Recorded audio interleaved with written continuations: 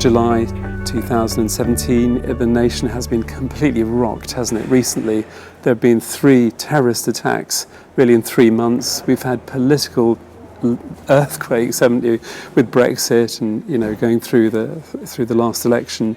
And then Grenfell Towers, that shook the nation as well, the 14th of June, and then on 22nd there was this day of rage, and there's this feeling of discontent sort of bubbling through the nation. And I think, what we feel very passionately is that the heart of the human problem is actually the problem of the human heart. It all boils down to individuals. And so that's why we believe in the transforming power of Jesus Christ, transforming hearts from a kind of grassroots. The Bible says in Proverbs 14 that sin is a disgrace to any nation, but godliness exalts a nation.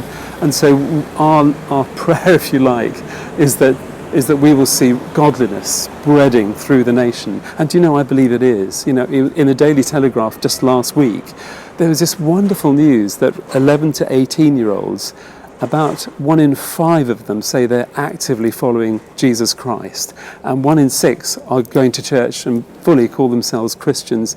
That's an extraordinary thing, because just a few years ago we weren't expecting 20%, we were expecting 6%, but God is on the move. And that is a very exciting thing.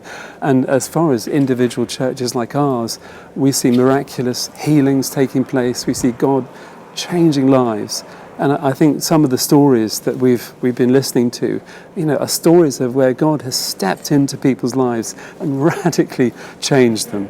So it's exciting, and I think if there's one verse that really drives me to my knees, it's 2 Chronicles 7:14, which says, "If my people who are called by my name will humble themselves and pray, then I will hear from heaven and I will heal their land." And so we as a church are passionately believing not only in the power of the spoken word and the gospel, but actually in the power of prayer as well.